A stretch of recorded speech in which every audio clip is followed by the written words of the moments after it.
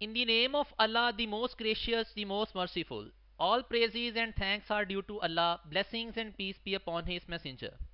My dear students, we are going to discuss the second division of Unit 9.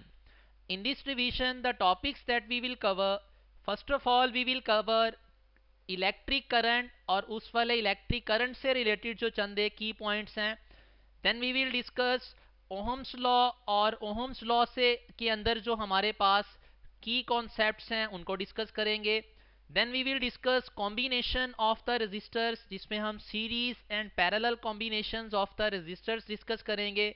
उसमें हम equivalent resistances के फॉर्मूलाई देखेंगे. We will see कि voltage और current division जो है वो रूल्स क्या हैं सीरीज और पैरेलल कॉम्बिनेशन के लिए. Then we will discuss resistivity and its dependence on the temperature. इसके अंदर हम रेजिस्टिविटी को डिस्कस करेंगे, हम रेजिस्टेंस के जो डिपेंडेंस पैरामीटर्स हैं उनको डिटेल में डिस्कस करेंगे, हम कंडक्टिविटी को डिस्कस करेंगे, और हम temperature coefficient of resistance as well as resistivity को डिस्कस करेंगे. नेक्स्ट हमारे पास है पोटेंशियल डिफरेंस एंड ईएमएफ. हम पोटेंशियल डिफरेंस और इलेक्ट्रोमोटिव फोर्स के दरमियान जो डिफरेंसेस हैं उनको एनालाइज करेंगे. Then we will discuss power dissipation in the resistors, and finally we will discuss Kirchhoff's rules. इसके अंदर हम किरचॉफ्स फर्स्ट रूल भी डिस्कस करेंगे और किरचॉफ सेकेंड रूल भी डिस्कस करेंगे. So let's start with the definition of current electricity.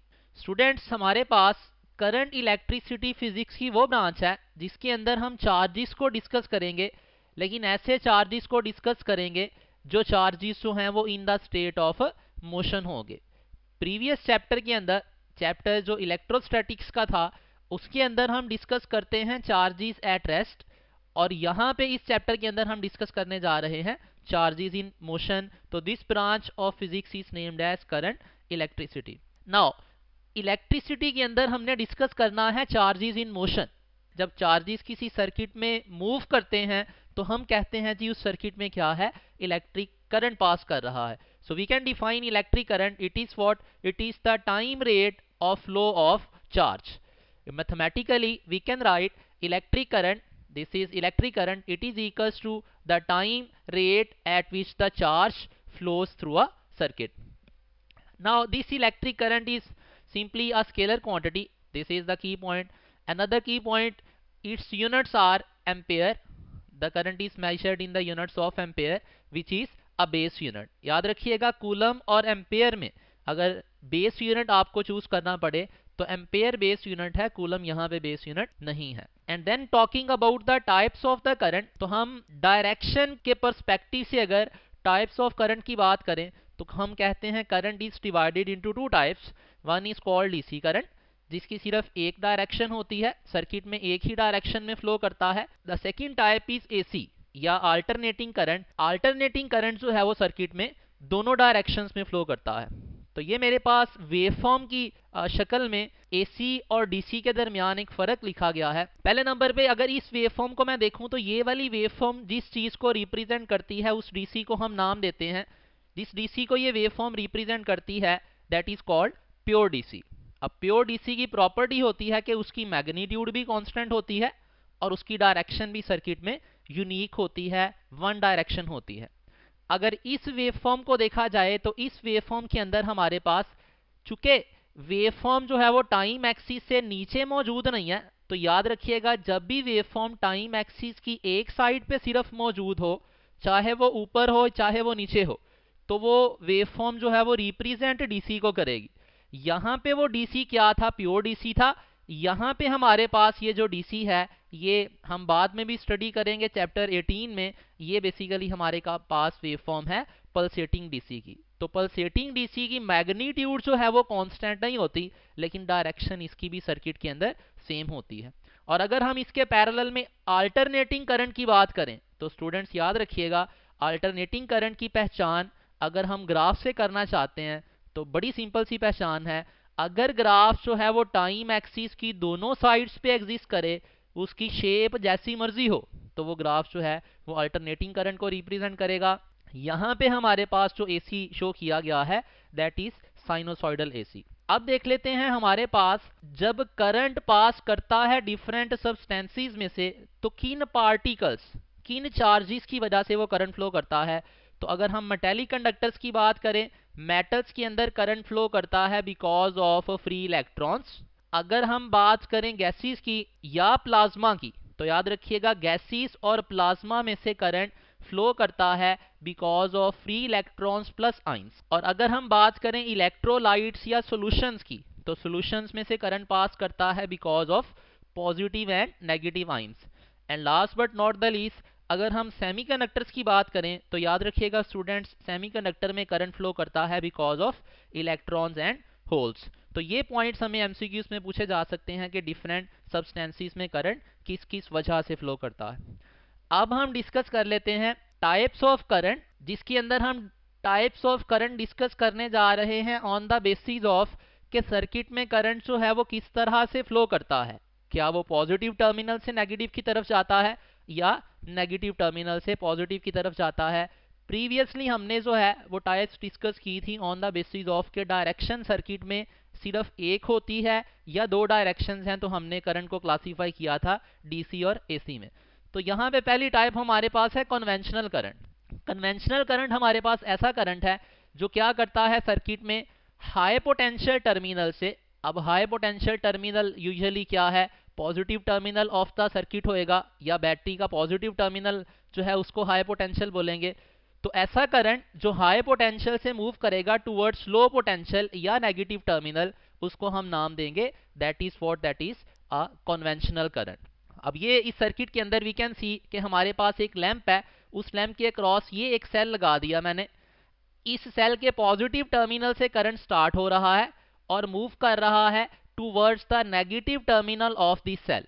तो याद रखिएगा ऐसा करंट जो पॉजिटिव टर्मिनल से नेगेटिव की तरफ मूव करता है, इस करंट के अंदर जो चार्ज करियर्स होते हैं वो हम कंसीडर करते हैं कि पॉजिटिव चार्जेस मूव कर रहे हैं। तो याद रखिएगा स्टूडेंट्स, कन्वेंशनल करंट सर्किट में positive terminal of the battery से नेगेटिव की तरफ फ्लो करता है और इसमें चार्ज करियर्स हमारे पास कौन से चार्जेस होते हैं, पॉजिटिव चार्जेस। तो this is called conventional current. अब अगर हम इलेक्ट्रॉनिक करंट की बात करें तो इलेक्ट्रॉनिक करंट जो है वो कन्वेंशनल करंट से अपोजिट डायरेक्शन में फ्लो करेगा। I mean to say electronic current is that current which flows from negative या low potential terminal of the battery towards positive या high potential terminal of the battery। अब इस current को flow करवाने में कौन से चार्जेस हमारे पास जो है वो मूव करेंगे सर्किट में। याद रखिएगा इलेक्ट्रॉनिक करंट के अंदर नेगेटिव चार्जेस मूव करते हैं and usually they are electrons. तो in this circuit we can see कि हमारे पास एक सेल लगा हुआ है और इस सेल को हमने एक लैंप के क्रॉस कनेक्ट कर दिया और करंट जो है उसकी डायरेक्शन ऑफ फ्लो क्या है, सेल के नेगेटिव टर्मिनल से टुवर्ड्स द पॉजिटिव टर्मिनल। अब ये वाला करंट फ्लो करेगा बिकॉज ऑफ इलेक्ट्रॉन्स, तो this current is called electronic current. अब स्टूडेंट्स अगर हम इलेक्ट्रॉनिक या कन्वेंशनल करंट्स की बात करें तो दोनों के जो एक्सटर्नल इफेक्ट्स होंगे, जब मैं किसी करंट कैरिंग कंडक्टर के गिर्द जो इफेक्ट्स होंगे उनको एनालाइज करूंगा, तो चाहे मैं कन्वेंशनल करंट कंसीडर करूं चाहे इलेक्ट्रॉनिक, दोनों केसेस में जो एक्सटर्नल इफेक्ट्स होंगे वो सेम होंगे। तो याद रखिएगा इलेक्ट्रॉनिक और कन्वेंशनल करंट्स जो हैं उनके इफेक्ट्स सेम होते हैं। अब ये कन्वेंशनल करंट जो है इसकी डायरेक्शन हम कंसीडर किया करेंगे इसके बाद जितने भी इलेक्ट्रिक सर्किट्स पढ़ेंगे इस चैप्टर के अंदर। यूजुअली सर्किट्स के अंदर डायरेक्शन ऑफ करंट जो है वो कन्वेंशनल ली जाती है, लेकिन एक्चुअली में जो चार्जेस मूव कर रहे होते हैं सर्किट में वो पॉजिटिव चार्जेस नहीं मूव कर रहे होते मेटेलिक कंडक्टर्स में, वो मूव जो है वो इलेक्ट्रॉन्स ही करते हैं। तो लेट्स सी नेक्स्ट हमारे पास है करंट थ्रू मेटेलिक कंडक्टर। अब हम देख लेते हैं कि अगर हम किसी मेटल में से चार्जेस की मूवमेंट देखें या करंट देखें तो एज वी नो, हमने इलेक्ट्रिक करंट की डेफिनेशन के बाद पढ़ा था कि मेटेलिक कंडक्टर्स के अंदर जो चार्ज करियर्स होते हैं वो हमारे पास इलेक्ट्रॉन्स होते हैं। तो याद रखिएगा the actual current through metals that is what, that is always electronic current. तो this is the first key point. Then we can say electron जो है वो मूव करते हैं against the electric field. Students इस डायग्राम में आप देखें, ये हमारे पास एक मेटेलिक कंडक्टर का जो है वो इनर व्यू है इसके अंदर हमारे पास ये जो सर्कल्स मूव कर रहे हैं ये बेसिकली इलेक्ट्रॉन्स हैं। तो इलेक्ट्रॉन्स की डायरेक्शन ऑफ मोशन जो है वो क्या है, फ्रॉम लेफ्ट टू राइट। और अगर हम बात करें इसी कंडक्टर के अंदर इलेक्ट्रिक फील्ड की, तो ये जो मेरे पास ग्रीन वेक्टर्स यहाँ पे हैं ये बेसिकली रिप्रेजेंट कर रहे हैं इलेक्ट्रिक फील्ड को। तो बेसिकली हुआ क्या होगा, यहाँ पे हमने जो है वो कनेक्ट किया होगा negative terminal of the cell, negative potential यहाँ पे अप्लाई किया होगा। इस साइड पे हमने क्या है, पॉजिटिव पोटेंशियल अप्लाई किया होगा। तो इलेक्ट्रॉन सर्किट में मूव करेंगे नेगेटिव टर्मिनल से towards the positive terminal, and we can very well see कि इलेक्ट्रॉन्स की जो मूवमेंट है that is at 180 degree with the direction of electric field. तो अगर एमसीक्यू में पूछ ले कि इलेक्ट्रॉन्स की मूवमेंट और हमारे पास डायरेक्शन ऑफ इलेक्ट्रिक फील्ड जो है वो सर्किट के अंदर मेटालिक कंडक्टर्स में कितने एंगल पे होती है, तो याद रखिएगा वो हमेशा 180 डिग्री पे होती है। सो नेक्स्ट थर्ड की point is current carrying wire हमेशा जो है वो इलेक्ट्रिकली न्यूट्रल होती है। This is another information based MCQ. Simply इसकी एक्सप्लेनेशन ये है कि जब कोई वायर जो है वो करंट को कंडक्ट करती है तो जितने इलेक्ट्रॉन्स बैटरी उस वायर के अंदर इंजेक्ट करती है उतने ही इलेक्ट्रॉन्स जो है वो बैटरी दूसरे वाले एंड से उस कंडक्टर से छीन लेती है। तो वो वायर जो है वो as a whole electrically neutral ही रहती है। नेक्स्ट स्टूडेंट्स, जब करंट किसी हम मेटालिक कंडक्टर में डिस्कस करते हैं तो करंट जब मूव कर या चार्जेस जब मूव कर रहे होते हैं तो चार्जेस एक पर्टिकुलर वेलोसिटी से मूव करते हैं, जिस वेलोसिटी को हम नाम देते हैं ड्रिफ्ट वेलोसिटी का। तो याद रखिएगा ड्रिफ्ट वेलोसिटी जो है उस कंडक्टर के अंदर जब करंट कंडक्ट करेंगे चार्जेस तो वो जिस वेलोसिटी से मूव करेंगे that is called drift velocity. अब इस ड्रिफ्ट वेलोसिटी का मैथमेटिकल रिलेशन हमारे पास ये मौजूद है, इसको हम मैथमेटिकली यूज कर सकते हैं। हमारे पास ड्रिफ्ट वेलोसिटी बराबर है current, this I is what current, divided by n e A. N यहाँ पे है नंबर ऑफ इलेक्ट्रॉन्स जो मूव कर रहे हैं, ई यहाँ पे एक इलेक्ट्रॉन का चार्ज है और ए यहाँ पे क्या है, cross sectional area of conductor. और फर्दर हम इस करंट को अगर रिप्लेस करें अकॉर्डिंग टू ओहम्स लॉ तो ये बराबर होता है वोल्टेज ओवर रेजिस्टेंस या potential difference divided by resistance. तो हमारे पास another formula of drift velocity बन जाएगा, this is capital V, this is basically potential difference across the conductor divided by n e A into R.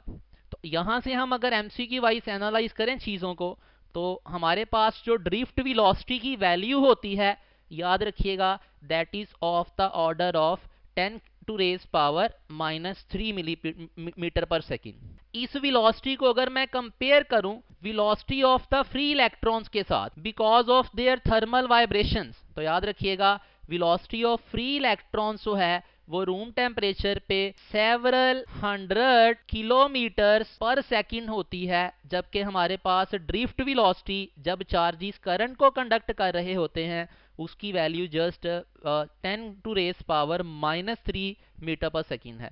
तो ये भी हमारे पास एक एमसीक्यू पूछा जा सकता है इस तरह से भी कि drift velocity of free electrons किस ऑर्डर की होती है, that is of the order of several 100 kilometre पर second, and drift velocity of the electrons जब वो करंट कंडक्ट कर रहे होते हैं उस केस में वेलोसिटी जिसको हम ड्रिफ्ट वेलोसिटी कहते हैं उसकी वैल्यू 10 टू रेज पावर -3।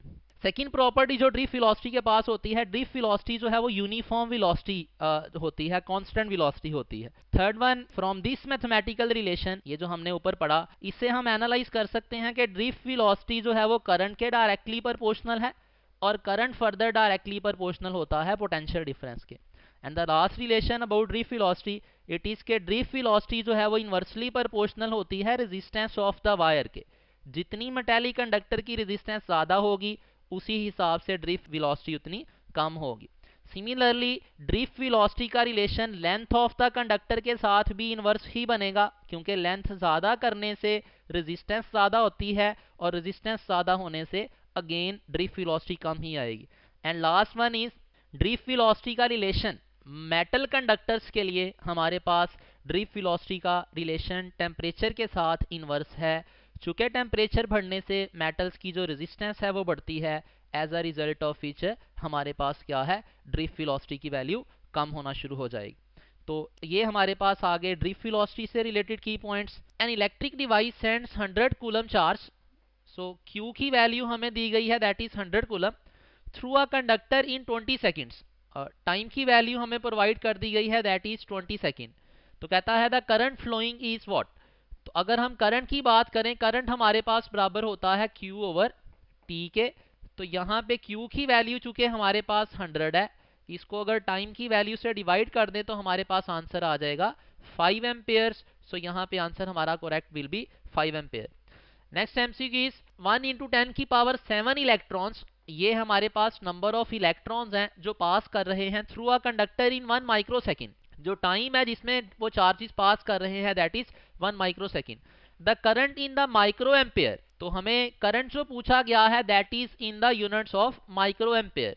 तो स्टूडेंट्स याद रखिएगा, जब हमें कोई भी चीज जो है वो पूछी हो इन यूनिट्स जो कि ऐसा ही नहीं है, जैसे यहाँ पे माइक्रो एम्पेयर्स में करंट पूछा गया है, तो इस केस में हम क्या करेंगे, करंट की वैल्यू पहले एम्पेयर में निकाल लेंगे स्टैंडर्ड कैलकुलेशन से। आफ्टर दैट क्या करेंगे, उसको हम कन्वर्ट कर लेंगे इनटू द माइक्रो एम्पेयर्स। तो अगर करंट की बात की जाए, करंट हमारे पास किसके बराबर होता है, Q ओवर T। अब Q जो है अगर हम नंबर ऑफ चार्जेस की फॉर्म में एक्सप्रेस करें, Q चूंकि टोटल चार्ज है तो नंबर ऑफ चार्जेस की फॉर्म में हमारे पास इसका फॉर्मूला आएगा NE डिवाइडेड बाय टाइम। तो अगर यहाँ पे हम वैल्यूज पुट करें, n क्या है हमारे पास 10 टू रेज पावर 7, इलेक्ट्रॉन का चार्ज क्या है 1.6 into 10 to raise power -19 divided by time की वैल्यू हमारे पास 1 माइक्रो सेकेंड है that is 10 to raise power -6। ये 10 टू रेज पावर -6 ऊपर जाके 10 टू रेज पावर +6 बन जाएगा।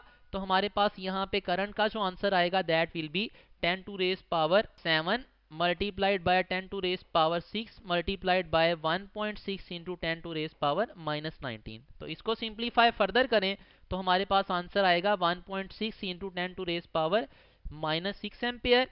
अब -6 मिलके क्या बन जाएगा, ये माइक्रो एम्पेयर बन जाएगा। तो करेक्ट आंसर हमारे पास क्या आएगा, it will be beta 1.6 into 10 to raise power 0 micro ampere. Next हमारे पास टॉपिक है इट इज ओहम्स लॉ।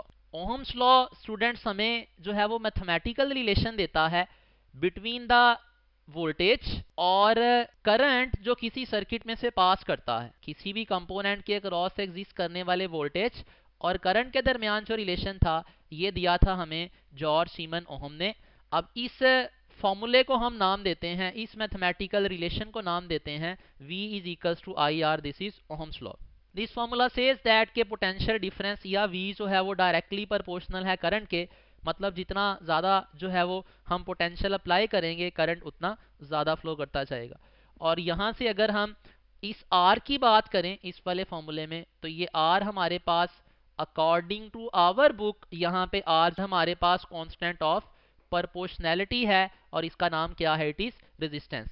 तो इस फॉर्मूले को हम डिफरेंट फॉर्म्स में एक्सप्रेस कर सकते हैं, V is equals to IR, या अगर करंट हमने मालूम करना हो किसी न्यूमेरिकल टाइप प्रॉब्लम में तो I is equals to V over R, और अगर रेजिस्टेंस मालूम करनी हो तो हमारे पास R is equals to V over I। अब R यहाँ पे constant of proportionality and it is called resistance, ये हम पहले भी डिस्कस कर चुके हैं। हियर वी कैन सी कि पोटेंशियल जो होता है या वोल्टेज जो होता है वो बेसिकली चार्जेस को पुश करता है सर्किट के अंदर सो दैट कि वो करंट को कैरी करें। अब इन चार्जेस के रास्ते में ये बेसिकली मेरे पास क्या है, दिस इज द हिंड्रेंस जो कि particles of the conductor offer करते हैं चार्जेस के रास्ते में। तो जब चार्जेस मूव करना शुरू हो जाएंगे तो हम क्या कहते हैं, करंट इज पासिंग। तो करंट की पैसेज के दौरान में हमारे पास जो हिंड्रेंस आती है दैट इज कॉल्ड रेजिस्टेंस। अब इस रेजिस्टेंस को मैथमेटिकली एक्सप्रेस किया जा सकता है R is equals to V over I से, जैसा कि हमने पहले भी देखा। इस रेजिस्टेंस की अगर SI यूनिट्स की बात की जाए तो ओहम होते हैं, और ओहम का रिलेशन विद वोल्ट और एम्पेयर क्या है हमारे पास, it is 1 ohm. Resistance of conductor will be 1 ohm अगर उस कंडक्टर के across 1 volt potential difference apply करने से करंट जो पास करे उसकी वैल्यू 1 एम्पेयर हो। एक और की पॉइंट जो हम यहाँ पे याद रखेंगे स्टूडेंट्स, याद रखिएगा ओहम्स लॉ जो है it is basically the analogous of the Newton's second law. Newton second law के अंदर भी हम तीन चीजों को रिलेट करते हैं, F, M और A। यहाँ पे हमारे पास V, I और R को हम रिलेट करते हैं। तो इलेक्ट्रिसिटी के अंदर अगर न्यूटन सेकेंड लॉ का आपको एनालॉगस पूछ लें MCQ वाइज तो हम क्या बोलेंगे, हम उसका आंसर देंगे इट इज ओहम्स लॉ। अब ओहम्स लॉ से रिलेटेड जो है हमारे पास कुछ डिवाइसेस हम डिस्कस कर लेते हैं। हम कहते हैं ओहम्स लॉ की बेस पे हम डिवाइसेस को दो कैटेगरीज में डिवाइड करते हैं। हमारे पास डिवाइसेस ओहमिक होते हैं और हमारे पास इसके पैरेलल में नॉन ओहमिक डिवाइसेस होते हैं। अब ओहमिक डिवाइसेस ऐसे डिवाइसेस हैं जो क्या करेंगे, स्ट्रिक्टली ओहम्स लॉ को ओबे करेंगे। ओहम्स लॉ को ओबे करने से मुराद है कि आई जो है वो डायरेक्टली प्रोपोर्शनल होगा वी के, और जिन डिवाइसेस को हम ओहमिक डिवाइसेस का नाम देंगे उन डिवाइसेस की रेजिस्टेंस कांस्टेंट रहा करेगी। जैसे जैसे हम वोल्टेज बढ़ाएं करंट बढ़ रहा है लेकिन रेजिस्टेंस की वैल्यू कांस्टेंट रहेगी। अब इस आईवी ग्राफ की अगर हम स्लोप की बात करें तो स्लोप हमारे पास होती है delta of Y variable over delta of X variable. Y axis पे यहाँ पे करंट है, एक्स एक्सिस पे वोल्टेज है, तो रेशो हमारे पास आ जाएगी delta I over delta we. अब इस delta I over delta we को अगर हम डायरेक्टली देखें तो इसको हम कंडक्टेंस का नाम देते हैं, और अगर इसको इस डेल्टा आई को हम डबल बटे में लेकर जाएं तो हमारे पास ये सिचुएशन बन जाएगी डेल्टा वी ओवर डेल्टा आई। तो इस रेशो को हम चूंकि रेजिस्टेंस का नाम देते हैं तो हमारे पास स्लोप फिर किसके बराबर आ जाएगी, reciprocal of resistance. Next point ohmic devices के बारे में याद रखिएगा। ओहमिक डिवाइसेस अगर हमारे पास हैं तो उन डिवाइसेस के लिए आईवी ग्राफ की जो स्लोप होती है वो कांस्टेंट होती है। अब अगर स्लोप कांस्टेंट है तो उसका रेसिप्रोकल मतलब रेजिस्टेंस की वैल्यू भी क्या रहेगी, कांस्टेंट ही रहेगी। एग्जांपल्स की अगर बात कर लें, ओहमिक डिवाइसेस जो हैं 100% तो कोई डिवाइस ओहमिक नहीं होता, लेकिन अगर हम मेटेलिक कंडक्टर्स की बात करें तो लो वोल्टेजेस पे वो ओहमिक ही बिहेव करते हैं। स्टूडेंट्स, इसके पैरेलल में हमारे पास आते हैं नॉन ओहमिक डिवाइसेस। तो ऐसे डिवाइसेस जो ओहम्स लॉ नहीं ओबे करेंगे उनको नॉन ओहमिक बोला जाएगा। अब प्रैक्टिकली सारे के सारे डिवाइसेस हमारे पास नॉन ओहमिक ही होते हैं। ये हमारे पास ग्राफ है फिलामेंट टंगस्टन फिलामेंट बल्ब का। इसमें हम देख सकते हैं कि इनिशियल पोर्शन में तो ये डिवाइस ओहमिक बिहेव कर रहा है, मतलब इस पोर्शन में तो रेजिस्टेंस की वैल्यू कांस्टेंट और I directly proportional to V है, लीनियर रिलेशन एग्जिस्ट करता है। लेकिन इस वाले रीजन में जाके क्या होता है, इसका बिहेवियर लीनियरिटी जो है वो आई और वी के दरमियान में खत्म हो जाती है। रेजिस्टेंस ऑफ बल्ब इस रीजन के अंदर जाके चेंज होना शुरू हो जाती है, इनफैक्ट बढ़ना शुरू हो जाती है because of the increment in current. अब देखेंगे इसके बाद के इंक्रीमेंट इन टेम्परेचर। इसके बाद देखेंगे कि हमारे पास टेम्परेचर बढ़ने से क्यों रेजिस्टेंस बढ़ती है। बहरहाल ये हमारे पास फिर फिलामेंट बल्ब जो है वो नॉन ओहमिक डिवाइस होगा। सिमिलरली अगर हम सेमीकंडक्टर डायोड की बात करें, this is diode. Semiconductor diode में भी चूंकि ग्राफ जो है वो स्ट्रेट लाइन नहीं आता आईवी का, इसका मतलब है सेमीकंडक्टर डायोड की ना तो रेजिस्टेंस कांस्टेंट रहेगी और फिर इसी वजह से हम इसको नॉन ओहमिक कहेंगे। स्लोप इस केस में भी आईवी ग्राफ की रेसिप्रोकल ऑफ रेजिस्टेंस ही होगी, और स्लोप चूंकि कांस्टेंट नहीं है दोनों केसेस में तो रेजिस्टेंस भी कांस्टेंट नहीं होगी। तो हमारे पास फिर सिंपल बॉटम लाइन क्या बनी कि अगर आई और वी के दरमियान ग्राफ स्ट्रेट लाइन हो तो डिवाइस ओहमिक होगा, अदरवाइज जैसी मर्जी शेप आए डिवाइस नॉन ओहमिक होगा। नॉन ओहमिक की एग्जांपल हमने दो यहाँ पर डिस्कस कर ली, इसके अलावा भी बाकी सारे प्रैक्टिकल लाइफ के जो डिवाइसेस हैं वो नॉन ओहमिक ही हैं।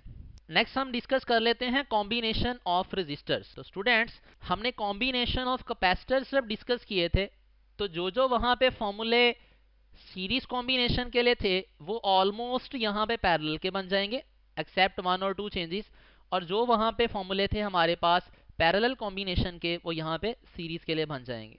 तो सीरीज कॉम्बिनेशन ऑफ रेजिस्टेंसेस या रेजिस्टर्स, इसमें हम कहते हैं कि रेजिस्टर्स जो हैं वो आपस में कनेक्टेड होते हैं end to end. Series connection कैसा कनेक्शन है, जिसमें resistors are connected end to end. तो इस तरह के फैशन को सीरीज फैशन बोला जाता है। अब इसके अंदर अगर हम सर्किट की इक्विवेलेंट रेजिस्टेंस आर ई की बात करें तो वो सम ऑफ ऑल द रेजिस्टेंसेस आएगी। अब जब ये रेजिस्टेंसेस को ऐड करके आर ई का आंसर निकालेंगे तो आर ई डेफिनेटली सर्किट में मौजूद बड़े से बड़े रेजिस्टर की इंडिविजुअल वैल्यू से बड़ी आएगी। दूसरी प्रॉपर्टी जो सीरीज सर्किट्स के साथ एसोसिएटेड है कि सारे कंपोनेंट्स में से पास होने वाला करंट सेम होता है, क्योंकि करंट के पास अवेलेबल पाथ सिर्फ एक होता है। थर्ड प्रॉपर्टी, अगर पोटेंशियल डिफरेंसेस की बात की जाए, V1 is the potential difference across resistance R1, तो ये बराबर आएगा ओहम्स लॉ से I R1 से। अब अगर R1, R2 और R3 की वैल्यूज डिफरेंट हों तो ऑटोमेटिकली हमारे पास ये वाले पोटेंशियल्स भी डिफरेंट होंगे। एक स्पेशल केस है जिसके अंदर सीरीज सर्किट में जो पोटेंशियल ड्रॉप्स हैं सारे कंपोनेंट्स के वो भी बराबर होंगे। वो स्पेशल केस क्या है? जब R1, R2 और R3 आपस में बराबर होंगे। नेक्स्ट प्रॉपर्टी सीरीज सर्किट की, V is equals to V1 plus V2 plus V3, मतलब जो टोटल पोटेंशियल डिफरेंस है सर्किट का वो बराबर होगा sum of potentials of the components. इन सारे पोटेंशियल्स को ऐड करेंगे तो टोटल पोटेंशियल ऑफ बैटरी आ जाएगी। नेक्स्ट हमारे पास सीरीज सर्किट की property, for n resistors each of value R, अगर हमारे पास n रजिस्टर्स जो हैं वो सारों की वैल्यू बराबर बराबर है, उनको सीरीज में लगाया जाए तो इस केस में इक्विवेलेंट रेजिस्टेंस का आंसर आएगा n मल्टीप्लाइड बाय R। तो यहाँ पे हमारे पास जो आंसर जनरेट होगा दैट विल बी मैक्सिमम। तो यहाँ पे ये भी हम एक पॉइंट याद रखेंगे कि सीरीज फैशन में जब रेजिस्टर्स कनेक्टेड होते हैं तो हमारे पास इक्विवेलेंट रेजिस्टेंस मैक्सिमम आती है। And then last point, voltage division अगर बात की जाए सीरीज सर्किट में, मतलब अगर मुझे बैटरी का वोल्टेज दे दे, RE की वैल्यू दे दे और किसी एक कंपोनेंट की रेजिस्टेंस दे दे इनमें से R1, R2 या R3, तो मुझे कहे उस कंपोनेंट का वोल्टेज ड्रॉप क्या है, तो I will use this voltage division rule. ये वोल्टेज डिवीजन रूल जो है वो कैपेसिटर वाले केस से जरा यहाँ पे उलट है। वहां पे कैपेसिटर में यहाँ पे क्या था कि अगर V1 मालूम करना था तो यहाँ पे कैपेसिटेंस जो आई थी वो दूसरे कैपेसिटर मतलब C2 की आई थी। लेकिन यहाँ पे रेजिस्टर्स में क्या है, जिस कंपोनेंट का वोल्टेज मालूम करना है उसी की रेजिस्टेंस को डिवाइड करें RE के साथ और मल्टीप्लाई कर दें बैटरी के वोल्टेज के साथ। इसी तरह से ये फॉर्मूला और ये वाला फॉर्मूला कंपोनेंट्स, डिफरेंट कंपोनेंट्स के अक्रॉस वोल्टेज ड्रॉप्स देता है। नेक्स्ट अगर हम बात करें पैरेलल कॉम्बिनेशन की, तो पैरेलल कॉम्बिनेशन में इक्विवेलेंट रेजिस्टेंस का फॉर्मूला जनरल। अब इस फॉर्मूले से RE की वैल्यू जो है वो सारे इंडिविजुअल रेजिस्टर्स की रेजिस्टेंस से कम आएगी। सेकंड प्रॉपर्टी, पैरेलल में वोल्टेज की वैल्यू सेम रहती है। तो याद रखिएगा पैरेलल में क्या चीज सेम रहती है? वोल्टेज। तो ट्रिक हमारे पास याद रखने का बनेगा PV। PV stands for parallel circuit में वोल्टेज सेम रहती है। अच्छा, सो नेक्स्ट पॉइंट हमारे पास, अगर सर्किट में लगे कंपोनेंट्स का इंडिविजुअल करंट हम एनालाइज करें तो ओहम्स लॉ से I1 will be equals to V over R1। अब इसमें अगर वंस अगेन अगर R1, R2, R3 की वैल्यूज डिफरेंट हों तो इन फॉर्मूलाई से हमारे पास जो करंट्स आएंगे सारे कंपोनेंट्स के वो डिफरेंट होंगे। और फिजिकल एक्सप्लेनेशन क्या है, बैटरी का टोटल करंट इस पॉइंट पे जाके 3 पाथ्स में डिवाइड हो जाएगा डिपेंडिंग अपॉन के तीनों पाथ्स की रेजिस्टेंस क्या है। जिस पाथ की रेजिस्टेंस कम होगी उसमें करंट ऑटोमेटिकली ज्यादा जाएगा। लेकिन अगर टोटल करंट जो है वो बैटरी से जो ड्रॉ हो रहा है उसकी बात की जाए तो वो किसके बराबर होगा? Sum of individual currents. हम नेक्स्ट हमारे पास प्रॉपर्टी है पैरेलल सर्किट की कि अगर हमारे पास दो रेजिस्टर्स पैरेलल लगे हों तो उनकी इक्विवेलेंट निकालने का जो शॉर्टकट फॉर्मूला है that is RE is equals to R1 R2 मतलब product of resistances divided by क्या है R1 plus R2 that is sum of resistances. Next हमारे पास पॉइंट है, for n resistors each of resistance R। अगर हमारे पास n resistors लगे हुए हैं और सारे रेजिस्टर्स की जो इंडिविजुअल रेजिस्टेंस है वो R है तो उस केस में हमारे पास RE का फॉर्मूला क्या आएगा? R ओवर N करके आएगा। अब इस केस में जो आंसर आएगा वो हमारे पास मिनिमम आंसर जनरेट होगा। तो स्टूडेंट्स याद रखिएगा रेजिस्टर्स को सीरीज में लगाने से आंसर मैक्सिमम आता है और पैरेलल में लगाने से रेजिस्टर्स को आंसर इक्विवेलेंट रेजिस्टेंस का मिनिमम आता है। अब सीरीज में हमने डिस्कस किया था वोल्टेज डिवीजन, क्योंकि वोल्टेज डिवाइड होता था, करंट सेम रहता था सीरीज में। पैरेलल में हम डिस्कस करते हैं करंट डिवीजन, क्योंकि करंट डिवाइड होता है वोल्टेज सेम रहता है। तो यहाँ पे फॉर्मूला हमारे पास, अगर मैं I1 की बात करूं, दो रेजिस्टर्स के लिए ही यूजुअली पूछा जाएगा तो वही हम याद करते हैं। अगर हम दो रेजिस्टर्स पैरेलल हों और पहले वाले रेजिस्टर में से करंट जो है उसकी पैसेज देखें वो कितना होगा, that will be equals to total current जो बैटरी से ड्रॉ होगा multiplied by R2 resistance of other resistor जिसमें से करंट नहीं मालूम कर रहे divided by sum of both resistances. Similarly हमारे पास I2 का फॉर्मूला है। So this is current division. Next general हम पॉइंट्स डिस्कस कर लेते हैं रेजिस्टर्स के बारे में कि अगर हमारे पास n इक्वल रेजिस्टर्स हों जिनकी वैल्यू सारों की R हो, और उनको हम कनेक्ट कर दें एक क्लोज लूप में। तो याद रखिएगा, क्लोज लूप में कनेक्ट करने से जो आर ई की वैल्यू आएगी between two adjacent vertices of that polygon, उसका फॉर्मूला शॉर्टकट है R E is equals to N minus one into R over N. मिसाल के तौर पे मेरे पास 3 रजिस्टर्स हैं, सारों की वैल्यू आर आर है, इनको मैं कनेक्ट कर देता हूं ट्राइंगल की फॉर्म में। This is R, this is R, this is R. अब अगर इस ट्राइंगल के इन दोनों वर्टिसेस के दरमियान मैं आर ई एनालाइज करूं तो इसका डायरेक्ट फॉर्मूला क्या है? चूंकि हमारे पास 3 रजिस्टर्स हैं, एन की जगह पे 3 पुट करूंगा, यहां पे 3 पुट करूंगा, तो डायरेक्ट आंसर मेरे पास आ जाएगा 2/3r। और अगर इसको हम सर्किट सॉल्विंग टेक्निक से देखें तो ये दोनों रजिस्टर्स हमारे पास सीरीज में है, इनका सीरीज इक्विवेलेंट आ जाएगा 2r, और ये वाला 2r फिर इन पैरेलल आ जाएगा टू दिस r, तो तब भी आंसर हमारे पास यही आएगा। तो हम ये शॉर्टकट याद रखेंगे, चाहे ट्राइंगल हो, चाहे इससे ज्यादा साइड्स वाली भी हमारे पास क्लोज लूप बने, मतलब हमारे पास रेक्टेंगल बन जाए, हमारे पास पेंटागन बन जाए, सारे केसेस में ये वाला फॉर्मूला एप्लीकेबल है।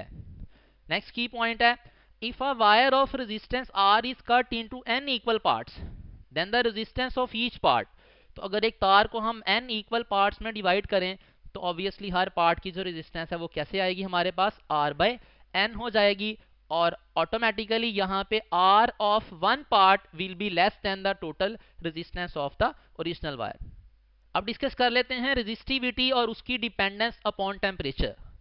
स्टूडेंट्स, इस आर्टिकल में बेसिक 4-5 चीजें इनफैक्ट डिस्कस करते हैं। फर्स्ट हम डिस्कस करते हैं रेजिस्टेंस, फिर डिस्कस करते हैं resistivity, then we will discuss conductance and conductivity, और लास्ट पे देख लेंगे हम टेम्परेचर कोएफिशिएंट ऑफ रेजिस्टेंस या रेजिस्टिविटी। तो फर्स्ट ऑफ ऑल अगर रेजिस्टेंस की बात की जाए तो रेजिस्टेंस ओहम्स लॉ के अकॉर्डिंग हमारे पास बराबर होती है V/I के। अब अगर रेजिस्टेंस जो कि ओहम्स लॉ में according to our book constant of proportionality है, अगर इसकी डिपेंडेंस पैरामीटर्स देखूं तो याद रखिएगा रेजिस्टेंस 4 पैरामीटर्स पे डिपेंड करती है। मटेरियल ऑफ वायर, अगर मेटल ऑफ द वायर जो है वो डिफरेंट यूज करें, क्वाइट ऑब्वियसली हर एक की रेजिस्टेंस जो है वो डिफरेंट होगी। Length of the wire, area of cross section of the wire, और टेम्परेचर ऑफ द वायर, इन 4 पैरामीटर्स पे डिपेंड करती है। अब रेजिस्टेंस का रिलेशन लेंथ और एरिया के साथ क्या है, दैट इज वो हम इस वाले फॉर्मूले से करते हैं, R is equals to rho L/A। This formula says that resistance is directly proportional to length, inversely proportional to cross sectional area of the conductor. और यहाँ पे इसी फॉर्मूले से रिलेटेड एक और की पॉइंट है जो कि हम शॉर्टकट बना के याद करेंगे, कि अगर हमारे पास वायर को स्ट्रेच किया जाए सच दैट उसकी लेंथ जो है वो n टाइम्स पहले से बढ़ जाए, तो याद रखिएगा स्टूडेंट्स, जब वायर की लेंथ की वैल्यू n टाइम्स बढ़ जाती है तो एरिया की वैल्यू जो है वो क्या होता है, n टाइम्स डिक्रीज कर जाती है। तो इन दोनों के चेंज होने की वजह से जो नेट रेजिस्टेंस पे फर्क पड़ता है इस केस में, वो रेजिस्टेंस आ जाती है मॉडिफाई होके n² टाइम्स r। तो हम शॉर्टकट डायरेक्ट याद करेंगे कि अगर वायर को स्ट्रेच किया जाए, उसकी लेंथ n टाइम्स बढ़ा दी जाए तो रेजिस्टेंस n² टाइम्स बढ़ जाएगी। सिमिलरली अगर वायर को स्ट्रेच करके उस वायर का रेडियस जो है वो n टाइम्स कम कर दिया जाए तो उस केस में हमारे पास रेजिस्टेंस मॉडिफाई हो जाएगी R/, अब n² नहीं आएगा, अब हमारे पास n की पावर 4 आएगा। इसको भी जस्ट बाय फॉर्मूला एरिया की जगह πr² पुट करके प्रूव किया जा सकता है। सो स्टूडेंट्स, अगर हमारे पास वायर को स्ट्रेच करें सच दैट उसका रेडियस मॉडिफाई हो जाए, हमारे पास R-R/n, मिसाल के तौर पे रेडियस जो है वो पहले से कम होके हो जाता है R-R/2 हो जाता है, तो उस केस में हमारे पास जो रेजिस्टेंस की फाइनल वैल्यू बनेगी वो फॉर्मूला R डिवाइडेड बाय, नहीं sorry this is a mistake, हमारे पास आएगा R' is equals to n raise to the power 4 times R। n यहाँ पे क्या होगा, जो बटे में नंबर आ रहा है जो कि इस केस में क्या था, 2 था, तो n की वैल्यू 2 पुट करेंगे तो ऑटोमेटिकली हमारे पास रेजिस्टेंस की वैल्यू 16 टाइम्स मॉडिफाई हो जाएगी। नेक्स्ट पॉइंट है कि अगर एरिया वायर को स्ट्रेच किया जाए और उसका एरिया मॉडिफाई करके n टाइम्स डिक्रीज कर दिया जाए तो इस केस में हमारे पास रेजिस्टेंस n² टाइम्स R हो जाएगी। सो हमारे पास 3 शॉर्टकट्स बने। अगर वायर की लेंथ स्ट्रेच की जाए तो resistance final N square times R होती है।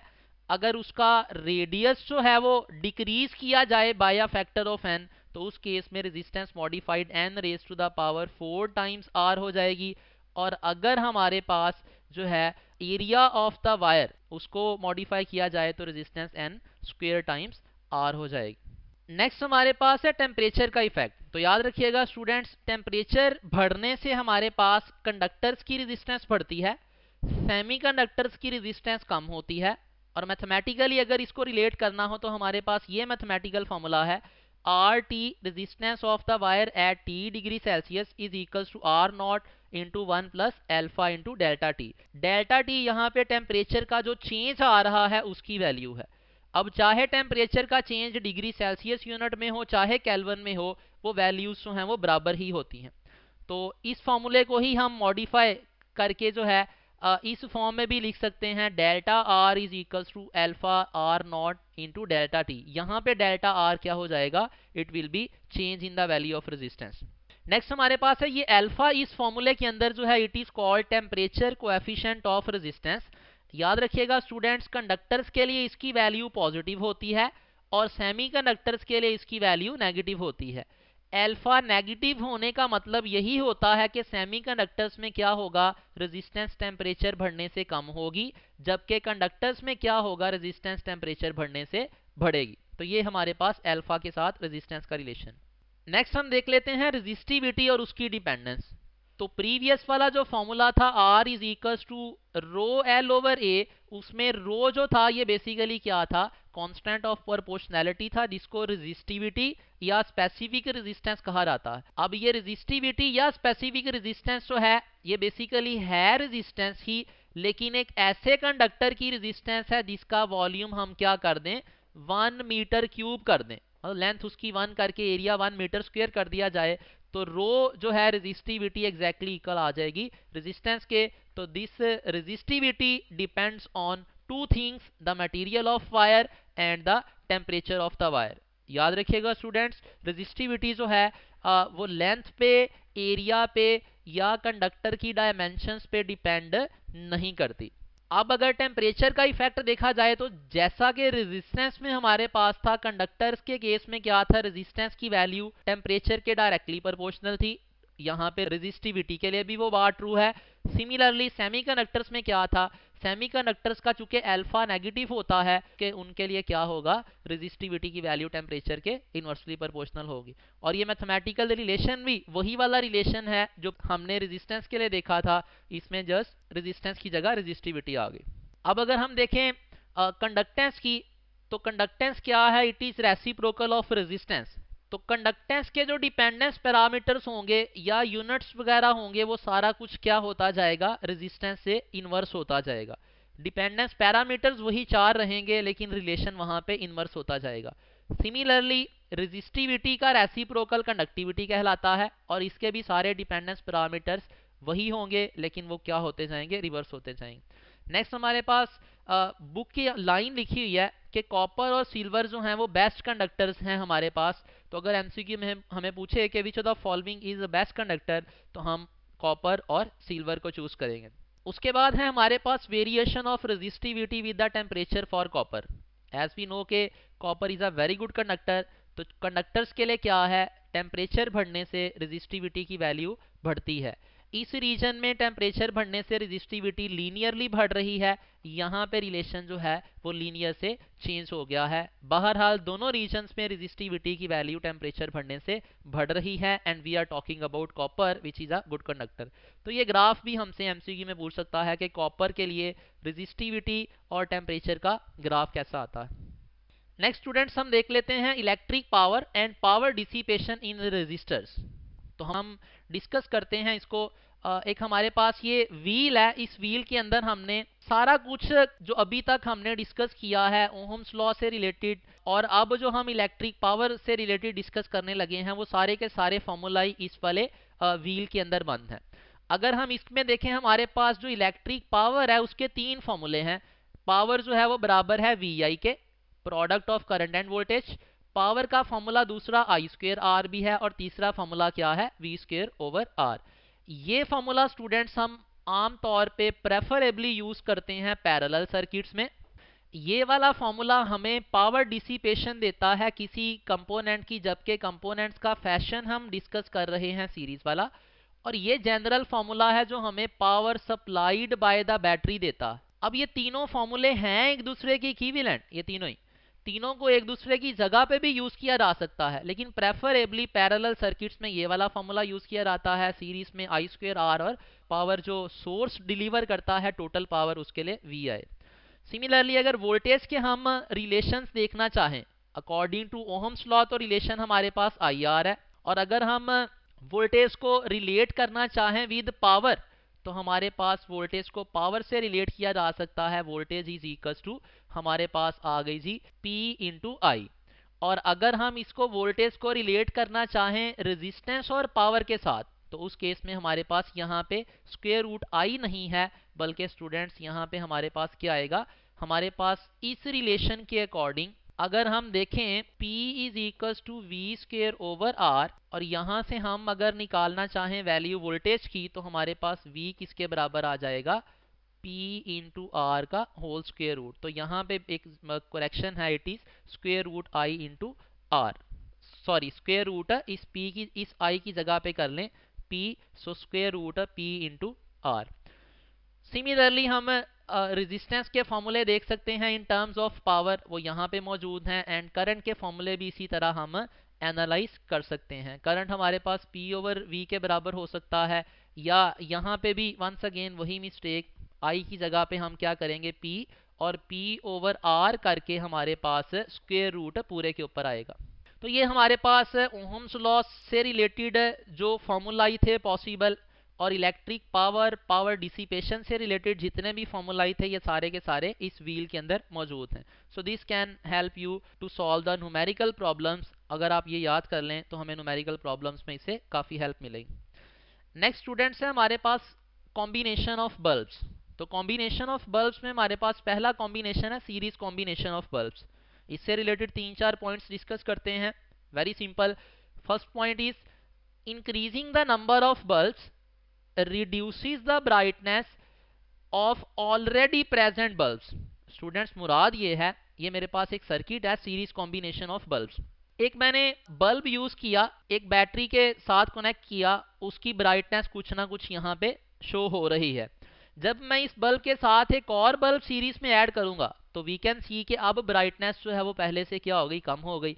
अगर 2 की बजाय मैं 3 बल्ब्स कर दूं सीरीज कॉम्बिनेशन में, तो मेरे पास ब्राइटनेस जो है वो पहले से मजीद कम हो गई है। इसका मतलब है सीरीज में जब आप नंबर ऑफ बल्ब्स बढ़ाएंगे तो ब्राइटनेस के स्टेटस पे क्या फर्क पड़ेगा, ब्राइटनेस जो है वो रिड्यूस होती जाएगी। नेक्स्ट हमारे पास है कि अगर बल्ब्स हमारे पास डिफरेंट रेटेड पावर के हैं, मिसाल के तौर पे एक बल्ब हमारे पास 50 वाट का है, दूसरा 100 वाट का है, तीसरा 150 वाट का है, और अगर हमसे पूछ ले कि उनको सीरीज में लगाया गया है तो बताओ किसकी ब्राइटनेस सबसे ज्यादा होगी, तो स्टूडेंट्स याद रखिएगा सीरीज में जब बल्ब्स को लगाया जाता है तो उस बल्ब की ब्राइटनेस ज्यादा होती है जिस बल्ब की रेटेड पावर क्या हो, कम हो। तो याद रखिएगा सीरीज के अंदर छोटी रेटेड पावर वाला बल्ब जो है वो ब्राइटनेस ज्यादा शो करेगा। ये हमारे पास है चीज जो हमने याद करनी है। अब इसको याद करने का ट्रिक बड़ा सिंपल है, S फॉर सीरीज और S फॉर क्या है, स्मॉल बन रहा है। तो इसका मतलब है जो स्मॉल पावर वाला रेटेड पावर वाला बल्ब होगा वो सीरीज में क्या करेगा, ब्राइटनेस ज्यादा शो करेगा। तो बहरहाल इसको अगर हम मैथमेटिकली प्रूव करना चाहें तो हमारे पास इसकी एक्सप्लेनेशन कुछ ये है। हमारे पास जो रेटेड पावर्स ऑफ बल्ब्स हैं वो बेसिकली डिजाइंड होती हैं इस फॉर्मूले से, पैरेलल कॉम्बिनेशन वाले फॉर्मूले से, that is V square over R. अब ये फॉर्मूला कहता है कि जिस बल्ब की रेटेड पावर ज्यादा होगी उस बल्ब की रेजिस्टेंस क्या होती जाएगी, कम होती जाएगी। तो पहला स्टेप हम ये किया करेंगे कि जो बल्ब्स की पावर्स दी गई हैं उनसे हम क्या करेंगे, रेजिस्टेंसेस का ट्रेंड निकालेंगे। 50 वाट, 100 वाट और 150 वाट में पावर सबसे ज्यादा 150 की है, रेजिस्टेंस सबसे कम किसकी होगी, 150 की। तो सेकंड स्टेप हमारे पास आता है जो पावर उसने डिसिपेट करनी है किसी भी बल्ब ने। तो याद रखिएगा सीरीज फैशन है तो पावर डिसिपेशन का बेस्ट फॉर्मूला ये है। अब सीरीज में करंट तो सारे बल्ब्स में सेम फ्लो करता है, इसका मतलब क्या हुआ, पावर जो कंज्यूम्ड है वो किसके डायरेक्टली प्रोपोर्शनल आ गई, रेजिस्टेंस ऑफ बल्ब के। प्रीवियस स्टेप में हमने देखा जिस बल्ब की रेटेड पावर ज्यादा उसकी रेजिस्टेंस कम, तो जिसकी रेजिस्टेंस कम होगी ऑटोमेटिकली उसकी पावर कंज्यूम्ड कम होगी, जिसकी पावर कंज्यूम्ड कम होगी उसकी ब्राइटनेस भी कम हो जाएगी। तो इट मींस दैट कि सीरीज सर्किट में रेटेड पावर जिस बल्ब की ज्यादा उसकी रेजिस्टेंस कम तो उसकी पावर डिसिपेशन कम, पावर डिसिपेशन कम तो ब्राइटनेस कम। थर्ड पॉइंट हमारे पास सीरीज बल्ब में कि अगर नंबर ऑफ बल्ब सीरीज में लगे हों और उनमें से कोई एक बल्ब हम बाहर निकाल लें, मतलब एक बल्ब जो है वो वहां से हटा लें, तो उसके कॉरस्पॉन्डिंग बाकी बल्ब्स का स्टेटस क्या होगा, बाकी दोनों बल्ब्स जो हैं उनकी ब्राइटनेस ऑटोमेटिकली जीरो हो जाएगी क्योंकि हमारे पास यहाँ पे सर्किट ओपन हो जाता है। स्टूडेंट्स नेक्स्ट हमारे पास है parallel combination of bulb. Parallel combination of bulb में भी वही वाले की पॉइंट्स डिस्कस करते हैं। पहला पॉइंट है कि अगर हम पैरेलल में नंबर ऑफ बल्ब्स बढ़ाएं, तो याद रखिएगा पैरेलल में नंबर ऑफ बल्ब्स बढ़ाने से ब्राइटनेस ऑफ ऑलरेडी प्रेजेंट जो बल्ब्स हैं उन पे कोई फर्क नहीं पड़ता। मिसाल के तौर पे यहाँ पे हमने जो है एक बल्ब कनेक्ट किया हुआ है, ये जस्ट इंडिकेटर बल्ब है, ये जस्ट इंडिकेट कर रहा है कि सर्किट में करंट पास कर रहा है। इस बल्ब के साथ मैं जब एक और बल्ब पैरेलल में ऐड करता हूं तो brightness of the first bulb इस पे यू कैन सी के कोई फर्क नहीं पड़ रहा। सिमिलरली तीसरा बल्ब ऐड करने से भी brightness of the first bulb या सेकंड पे कोई फर्क नहीं पड़ता। तो इसका मतलब है पैरेलल कनेक्शन ऑफ बल्ब्स में याद रखिएगा ब्राइटनेस पे कोई फर्क नहीं पड़ता, जितने मर्जी आप कंपोनेंट्स ऐड कर लें।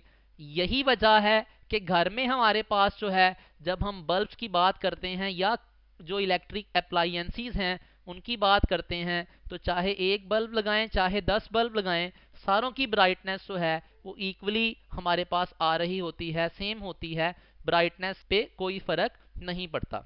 नेक्स्ट हमारे पास है if bulbs of different rated powers are connected in parallel the bulb with the greater rated power glows brighter.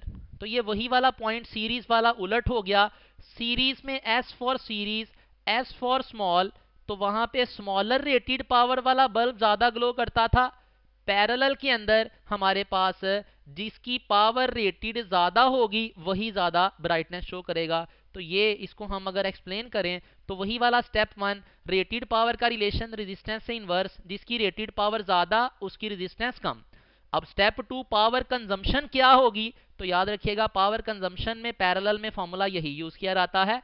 तो जिस बल्ब की जो रेजिस्टेंस हम प्रीवियस स्टेप में देख चुके, जिसकी रेटेड पावर ज्यादा उसकी रेजिस्टेंस कम, तो जिसकी रेजिस्टेंस कम होगी उसकी पावर कंज्यूम्ड क्या होगी, ज्यादा होगी, और पावर कंजम्पशन ज्यादा होने से उसकी ब्राइटनेस भी ज्यादा हो जाएगी। नेक्स्ट हमारे पास है अगर पैरेलल में बल्ब डिस्कनेक्ट किया जाए तो याद रखिएगा स्टूडेंट्स बाकी बल्ब्स की ब्राइटनेस पे या उनके स्टेटस पे कोई फर्क नहीं पड़ता, वो एज इट इज ग्लो करते रहते हैं। अब हम एमसीक्यूज डिस्कस कर लेते हैं। First MCQ is two registers are first connected in series then in parallel across the same voltage source. Students हमारे पास वोल्टेज सोर्स जो है वो सेम है, हमारे पास दो रजिस्टर्स थे, पहले उनको सीरीज लगाया फिर उनको पैरेलल लगाया। कहता है the current voltage graph for both is shown, दोनों के लिए हमने वी ग्राफ शो कर लिया। Which of the following is correct. अब अगर हम देखें ना यहाँ पे हमारे पास इस ग्राफ की जो स्लोप है, तो इस ग्राफ की स्लोप किसके बराबर होगी, that will be equal to delta V over delta I. चूंकि यहाँ पे वाई एक्सिस पे वोल्टेज प्लॉट किया गया है और ये रेशियो एग्जैक्ट किसके बराबर बनती है, रेजिस्टेंस के बराबर बनती है। चूंकि हमारे पास ये प्लॉट किया गया है रेजिस्टर्स के सीरीज और पैरेलल फैशन के लिए, तो इसका मतलब है ये स्लोप किसको रिप्रेजेंट करेगी, या तो सीरीज इक्विवेलेंट रेजिस्टेंस को रिप्रेजेंट करेगी या पैरेलल इक्विवेलेंट रेजिस्टेंस को रिप्रेजेंट करेगी। अब हमें पता है कि सीरीज के अंदर जब रेजिस्टेंसेस को कनेक्ट किया जाता है तो सीरीज के अंदर जो रेजिस्टेंस आती है नेट वो ज्यादा आती है, और अगर हम पैरेलल कॉम्बिनेशन की बात करें तो पैरेलल कॉम्बिनेशन में इक्विवेलेंट रेजिस्टेंस जो है वो मिनिमम आती है। तो अब अगर ऑप्शंस देखें हमारे पास पहली ऑप्शन है A is for series and B is for parallel. कहता है ये वाली जो ग्राफ है ये सीरीज कॉम्बिनेशन के लिए है, ये वाला पैरेलल कॉम्बिनेशन के लिए है। स्टूडेंट्स क्लियरली इस ग्राफ को अगर हम एनालाइज करें तो इसकी स्लोप क्या है, कम है। इसका मतलब है इस केस में रेजिस्टेंस की वैल्यू भी क्या होगी, जो इक्विवेलेंट है वो कम है। इस ग्राफ की स्लोप ज्यादा है और इस ग्राफ के लिए जो रेजिस्टेंस इक्विवेलेंट होगी वो भी क्या होगी, ज्यादा होगी। तो चूंकि सीरीज में इक्विवेलेंट रेजिस्टेंस ज्यादा होती है, पैरेलल में कम होती है, इसका मतलब है बी वाला जो होगा वो सीरीज के लिए होगा, ए वाला जो ग्राफ होगा वो किसके लिए होगा, पैरेलल के लिए होगा। तो इसका मतलब ये हुआ, फिर अल्फा ऑप्शन जो कि है ए इज फॉर सीरीज, ये गलत हो गई। इसका मतलब बीटा ऑप्शन हमारे पास यहाँ पे बनेगी कि ए जो है वो पैरेलल कॉम्बिनेशन के लिए है जिसके लिए रेजिस्टेंस कम होती है, और बी किसके लिए है, सीरीज कॉम्बिनेशन के लिए। नेक्स्ट एमसीक्यू है, a person has 5 resistances each of value R. Number of resistances given है, हर रेजिस्टेंस की वैल्यू आर है। What can be the ratio of maximum to minimum value of resistance can be obtained by combining this. तो students याद रखिएगा, what can be the ratio of maximum to minimum value of resistance that can be obtained by combining them। तो students maximum resistance कब आती थी, जब resistors को connect किया जाता था सीरीज के अंदर। तो उस केस में हमारे पास एन आर वाला फॉर्मूला था, और अगर पैरेलल में कनेक्ट किया जाए तो मिनिमम आंसर आता था, और उसका फॉर्मूला क्या था हमारे पास, आर ओवर एन। तो चूंकि यहाँ पे नंबर ऑफ रेजिस्टर्स 5 हैं, जब उनको हम सीरीज में कनेक्ट करेंगे तो 5R आंसर आएगा, पैरेलल में कनेक्ट करेंगे तो R/5 आंसर आएगा। तो जब उनकी रेशो लेंगे maximum resistance to minimum resistance, तो यही रेशो आएगी NR divided by R over N। N ऊपर चला जाएगा, हमारे पास शॉर्टकट फॉर्मूला क्या बनेगा, R maximum divided by R minimum is equals to N square R। तो यहाँ पे n की वैल्यू 5 है, तो हमारे पास रेशो क्या बनेगी, it will be 25 into R, delta will be the correct answer. तो यहाँ पे हमारे पास आंसर क्या है, 25R। नेक्स्ट हमारे पास एमसीक्यू है, a wire of resistance R is cut into 2 halves and then these are joined in parallel to each other, what will be the value of new resistance. तो students एक wire को cut किया 2 parts में, तो इसका मतलब है हर part की जो रेजिस्टेंस होगी that will be R over N वाला जो फॉर्मूला पड़ा था उसके अकॉर्डिंग R/2। अब जब 2 रेजिस्टर्स जिनकी रेजिस्टेंस क्या है R/2 है, उनको जब आपस में पैरेलल लगाएंगे तो इनका पैरेलल इक्विवेलेंट क्या बन जाएगा, it will be automatically R/4। ये भी यहाँ पे फॉर्मूला कौन सा यूज करेंगे हम, RE is equals to R over N वाला फॉर्मूला। 2 रेजिस्टर्स हैं, हर एक की रेजिस्टेंस R/2 है, तो R/2 ओवर 2 करेंगे तो हमारे पास आंसर R/4 आ जाएगा। नेक्स्ट एमसीक्यू है, student performs an experiment to estimate which bulb provide more brightness for which he connects 4 bulbs ABCD of power 20, 40, 60 and 80 watt in series combination respectively, which bulb is brightest. तो हमने ये पढ़ा था series combination है चूंकि, तो series combination में क्या था, this is the series combination जो क्वेश्चन में पूछा गया है। सीरीज कॉम्बिनेशन में S for series, S for small, जिस बल्ब की रेटेड पावर स्मॉलर थी उसकी पावर जो थी डिसिपेशन और ब्राइटनेस जो थी वो क्या थी, मैक्सिमम थी। तो हमारे पास यहाँ पे आंसर ए बन जाएगा, चूंकि ए वाला बल्ब जो है उसकी पावर रेटेड क्या है, मिनिमम है, which is 20 watt. Electromotive force and terminal potential difference. Students हमारे पास इलेक्ट्रोमोटिव फोर्स को डिफरेंट वेज में डिफाइन किया जा सकता है। The first way can be, it is the energy supplied to a unit charge by the cell. Cell जो unit charge को एनर्जी देगा उस एनर्जी को हम नाम देते हैं, that is simply called electromotive force. In another words we can से electromotive force is basically it is the potential difference across the cell. कब पोटेंशियल डिफरेंस, जब सेल में से करंट जो है वो कोई ड्रॉ नहीं किया जाता। तो याद रखिएगा, जब सेल में से करंट ड्रॉ नहीं किया जा रहा होता तो उस सेल के टर्मिनल्स के क्रॉस जो भी पोटेंशियल डिफरेंस आएगा उसको भी इलेक्ट्रोमोटिव फोर्स ही कहा जाता है। And the third way can be energy supplied to unit positive charge by the cell while moving it from low potential terminal to the high potential terminal inside the cell या battery. तो हमारे पास ये definition क्या है, ये definition कह रही है कि सेल के अंदर जब चार्जेस, अब हम कन्वेंशनली अगर बात करें तो चूंकि पॉजिटिव चार्जेस मूव करते हैं, तो पॉजिटिव चार्ज जब सर्किट में मूव करके, मिसाल के तौर पे इस सर्किट में देखें, पॉजिटिव चार्ज यहाँ पे सर्किट में मूव करके जब नेगेटिव टर्मिनल पे पहुंचता है या सेल क्या करता है, उस चार्ज को जो यहाँ पे रिसीव हुआ उसको दूसरे टर्मिनल के ऊपर जो है वो पुश करता है। इस दौरान में सेल जो है वो चार्ज के ऊपर वर्क करता है या कह लें कि उसको एनर्जी सप्लाई करता है। तो जो भी एनर्जी चार्ज को सप्लाई करेगा सेल या बैटरी, उस एनर्जी को हम नाम देंगे इट इज इलेक्ट्रोमोटिव फोर्स। और ये सारा कुछ इनसाइड द सेल हो रहा है। और इसको हम यूं भी डिस्क्राइब कर सकते हैं, this is a very convenient way to understand के चार्ज को एनर्जी जो बैटरी दे रही है इनसाइड द सेल, उसको हम इलेक्ट्रोमोटिव फोर्स का नाम दे रहे हैं। It is symbolising the battery. और ये क्या कर रहा है, ये बैटरी क्या कर रही है या सेल क्या कर रहा है, चार्जेस को हाई पोटेंशियल पे लाके छोड़ रहा है। ये चार्जेस यहाँ से हाई पोटेंशियल से मूव करेंगे टूवर्ड्स द लो पोटेंशियल। ये चार्जेस यहाँ पे लो पोटेंशियल की तरफ मूव कर रहे हैं और अल्टीमेटली जब लो पोटेंशियल पे यहाँ पे चार्ज रिसीव होते हैं तो ये सेल या बैटरी दोबारा से क्या करती है, उनको यहाँ से लो पोटेंशियल से पिक करके दोबारा उनको क्या करती है, एनर्जाइज करती है और दोबारा से उसी जगह पे लाके फिर छोड़ देती है। तो EMF क्या है, it is basically the energy supplied to the unit positive charge by the cell while moving it from low potential terminal to the high potential terminal. Mathematically इसको लिख सकते हैं EMF is equals to work done over charge. अब यहाँ पे clearly हम याद रखेंगे कि EMF बाय नेम तो यहाँ पे फोर्स का वर्ड आ रहा है, लेकिन ये एग्जैक्टली फोर्स नहीं होती, ये बेसिकली क्या है, it is the work done on unit charge. तो इसके यूनिट्स फिर हमारे पास क्या बनेंगे, इसके यूनिट्स बनेंगे जूल पर कूलम।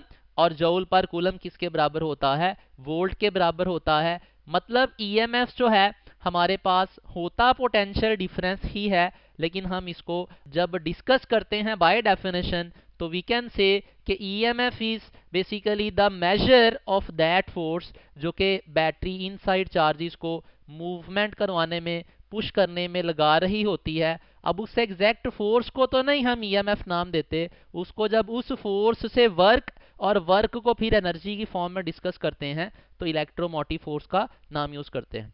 अब अगर बात की जाए टर्मिनल पोटेंशियल डिफरेंस की, तो टर्मिनल पोटेंशियल डिफरेंस को डिफाइन किया जा सकता है इन वन और टू वेज। लाइक यहाँ पे हमने ये लिखे हुए हैं, first way can be energy lost by the unit positive charge while moving through the external circuit. तो प्रीवियसली EMF क्या थी, जो चार्ज एनर्जी गेन करता था फ्रॉम द बैटरी। और कब गेन करता था, जब चार्ज जो है वो बैटरी या सेल के अंदर लो पोटेंशियल से मूव करता था हाई पोटेंशियल की तरफ। And we are talking about obviously conventional currents. तो स्टूडेंट्स यहाँ पे क्या है, जो एनर्जी चार्ज डिसिपेट करेगा एक्सटर्नल सर्किट में मूव करते हुए, यूनिट चार्ज जो एनर्जी डिसिपेट करेगा उस एनर्जी को हम डिस्क्राइब करते हैं in terms of terminal potential difference. तो टर्मिनल पोटेंशियल डिफरेंस को मैथमेटिकली हम लिख सकते हैं, it is the energy lost per unit charge, this delta Q is again the same unit charge. तो energy lost per unit charge जो है that is called terminal potential difference. इसको second way में इस तरह से भी डिफाइन किया जा सकता है कि बैटरी या सेल का पोटेंशियल डिफरेंस कब, जब बैटरी या सेल में से करंट जो है वो ड्रॉ किया जाए, उस पोटेंशियल डिफरेंस को हम नाम देते हैं टर्मिनल पोटेंशियल डिफरेंस। तो स्टूडेंट्स इन दोनों के दरमियान, अब EMF और टर्मिनल पोटेंशियल डिफरेंस के दरमियान अगर हम मैथमेटिकल रिलेशन जो है वो डिस्कस करना चाहें तो here is a circuit, let's consider ये मेरे पास एक बैटरी है। इस बैटरी के EMF की वैल्यू जो है वो लेट्स से क्या है, इट इज E। इस बैटरी के EMF मेरे पास E है और इस बैटरी की जो इंटरनल रेजिस्टेंस है, जो कि हम कहते हैं कि इंटरनल रेजिस्टेंस वो रेजिस्टेंस होती है जो चार्जेस को बियर करना पड़ती है जबकि चार्जेस मूव कर रहे हैं बैटरी के अंदर। जैसा कि हमने EMF को डिफाइन किया, सेल के लो पोटेंशियल से हाई पोटेंशियल तक पहुंचाने के लिए बैटरी जो एनर्जी देती है उसको, चार्ज को, वो एनर्जी हम कहते हैं EMF है। अब जब चार्जेस मूव करेंगे तो डेफिनेटली चार्जेस इलेक्ट्रोलाइट में से मूव कर रहे होते हैं, तो इलेक्ट्रोलाइट के पार्टिकल्स उन चार्जेस को जो हिंड्रेंस देते हैं उसको नाम दिया जाता है इंटरनल रेजिस्टेंस ऑफ सेल। तो यहाँ पे हमने इंटरनल रेजिस्टेंस को स्मॉल r से लेबल कर लिया और हमारे पास ये R कैपिटल क्या है, it is the external resistance. तो यहाँ से जब हम किरचॉफ वोल्टेज लॉ अप्लाई करेंगे, इसको जो है वो अप्लाई करने के बाद फाइनल जो रिलेशन हमारे पास सिंप्लीफाई होता है, that relation turns out to be terminal potential difference is equals to EMF minus I R, where ये वाला आई आर जो है it is what, it is the potential drop जो कि इंटरनल रेजिस्टेंस के अक्रॉस होगा। तो ये रिलेशन हमारे पास जनरल जो है वो टर्मिनल पोटेंशियल डिफरेंस और ईएमएफ के दरमियान में है, जबकि बैटरी जो है वो सर्किट में एनर्जी के सोर्स के तौर पे काम कर रही हो, या सेल जो है वो सर्किट के अंदर एनर्जी जो है वो अपनी एनर्जी जो है वो किसी ना किसी रजिस्टर को जो है प्रोवाइड कर रहा हो। आसान अल्फाज में सेल जब डिस्चार्ज हो रहा हो तो ये वाला रिलेशन जो है होल्ड करता है। इसके अलावा जो रिलेशंस हैं जिसके अंदर सेल की चार्जिंग होती है वो इसके बाद हम डिस्कस करते हैं। तो for the timing EMF is the energy gained by the charge, जबकि बैटरी के अंदर मूव कर रहा है, और टर्मिनल पोटेंशियल डिफरेंस क्या है, टर्मिनल पोटेंशियल डिफरेंस जो है it is the energy lost by the charge. और दोनों के दरमियान ईएमएफ और टर्मिनल पोटेंशियल डिफरेंस के दरमियान ये वाला रिलेशन कह रहा है कि टर्मिनल पोटेंशियल डिफरेंस की वैल्यू जो है वो स्मॉलर होगी एज कंपेयर टू ईएमएफ। कब कब, जब जब बैटरी जो है डिस्चार्ज हो रही होगी या सेल जो है डिस्चार्ज हो रहा होगा। जी स्टूडेंट्स, तो हमारे पास इलेक्ट्रोमोटिव फोर्स और टर्मिनल पोटेंशियल डिफरेंस जो है वो इन टर्म्स ऑफ अगर एनर्जी हम बात करें तो इन टर्म्स ऑफ एनर्जी जो है हमारे पास ये दो सर्किट्स हैं। इस वाले सर्किट के अंदर फर्स्ट वन के अंदर there is a single bulb जो कि एनर्जी को डिसिपेट करेगा, जो एनर्जी चार्ज यहाँ से बैटरी से लेके आएगा। और इस वाले सर्किट के अंदर हमारे पास क्या है, इस वाले सर्किट के अंदर हमारे पास दो बल्ब्स कनेक्ट कर दिए, मींस एनर्जी डिसिपेटिंग डिवाइसेस जो हैं वो दो हो गए। अब इस सर्किट के अंदर बेसिकली क्या है, इस वाले सर्किट के अंदर जब चार्जेस मूव करेंगे तो बैटरी से एनर्जी लेके निकलेंगे। ग्रीन डॉट्स यहाँ पे जो नजर आ रहे हैं इन बसेस के ऊपर वो बेसिकली एनर्जी पैकेट्स हैं। तो ये चार्जेस जब मूव करेंगे तो सारी की सारी अपनी एनर्जी जो है, ये वाली energy after moving from the battery, obviously battery के अंदर कुछ ना कुछ एनर्जी अपनी इलेक्ट्रोलाइट में अपनी एनर्जी डिसिपेट करके फिर बाहर निकलेंगे। अब जब ये चार्जेस इस बल्ब में से पास करेंगे तो सारे के सारे वो ग्रीन वाले जो पैकेट्स ऑफ एनर्जी हैं वो इस बल्ब को ग्लो करवाने में लगा देंगे। आफ्टर दैट हम बोलेंगे ये बैटरी के लो पोटेंशियल टर्मिनल पे रिसीव हो जाएंगे। तो यहाँ पे क्या है, जितनी भी एनर्जी बैटरी देगी वो ड्रॉप जो है उस एनर्जी का या वो एनर्जी डिसिपेशन जो है वो क्या होगी, इस वाले अकेले बल्ब में होगी। जबकि इस केस में क्या है, वो जो पैकेट्स ऑफ एनर्जी थे वो पैकेट्स ऑफ एनर्जी यहाँ पे दो बल्ब्स में डिवाइड हो जाएंगे। 3 पैकेट्स ऑफ एनर्जी मिसाल के तौर पे ये वाला बल्ब खा रहा है तो बाकी के 3 पैकेट्स ऑफ एनर्जी ये वाला बल्ब खाएगा। तो जो भी एनर्जी जो है वो यूनिट चार्ज डिसिपेट करेगा, चाहे इस सर्किट में एक्सटर्नली मूव करने में चाहे इस सर्किट में एक्सटर्नली मूव करने में, वो जो भी एनर्जी होगी पर यूनिट चार्ज उसको हम नाम देंगे टर्मिनल पोटेंशियल डिफरेंस का। और यहाँ पे जो बैटरीज के वोल्टेजेस लेबल्ड हैं ये चूंकि करंट फ्लो वाले स्टेटस में हैं तो ये दोनों जो यहाँ पे लेबल्ड हैं वोल्टेजेस ये बेसिकली क्या है, हमारे पास टर्मिनल पोटेंशियल डिफरेंसेस की वैल्यूज हैं। ईएमएफ की वैल्यू ऑब्वियसली स्लाइटली ज्यादा होगी, या अगर इसको ईएमएफ मान लिया जाए तो यहाँ पे फिर जो वोल्टेज होगी वो 6 वोल्ट से स्लाइटली लेसर होगी। सो नेक्स्ट हमारे पास है जी इंटरनल रेजिस्टेंस। जैसा कि हमने पहले देख लिया, इंटरनल रेजिस्टेंस किस वजह से होती है, it is due to the electrolyte.